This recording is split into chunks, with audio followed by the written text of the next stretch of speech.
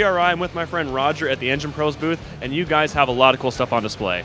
Yeah, Brian, thank you. Engine Pro this year has come out with some new LS product. It's kind of a little product, but it makes a big difference in the engine build. I'd like to talk to you about that a little bit.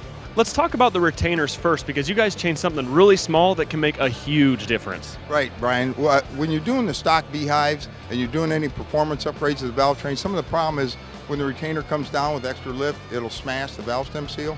So we got a new retainer we came out this year, 40 thousandths trim, so that you got a little more room, a little more life between full open and hitting contact with the valve seal itself. You guys also have a set of dual valve springs, right? Yes, we do.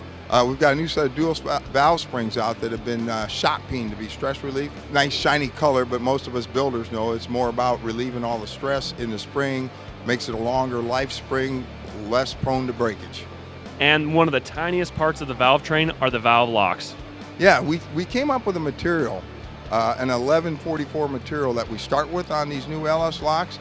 The big advantage is we don't have to heat treat it as much. So less heat treating means less brittle. So these valve locks end up being just as strong, but a little less brittle, which is a nice thing in the valve train. We also have that same lock available in a 50 thousandths version, which lets your retainer come up 50 thousandths. A lot of guys like that. And some of this stuff's been around forever in small block technology.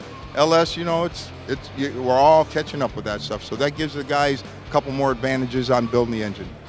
Talking about advantages, you guys also have a pretty nice looking rod that'll handle some serious horsepower. Yeah, last year we introduced a nice H-beam connecting rod, had 3/8 bolts in it.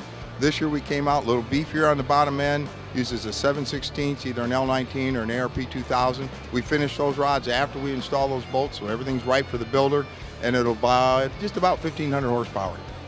You guys have a bunch of cool new LS parts, and I'm a little bit of an LS guy, so where would I go if I wanted to find out more information and buy some? Interesting question, Brian. So all our product is available at enginepro.com, or information on the product, obviously, and where to buy it is at enginepro.com. Single spot to go, web surf that, you'll find out everything you need to know. Perfect. I'll check it out. Thanks, Roger. Make sure to stay tuned here, Power Automedia, for everything new at PRI.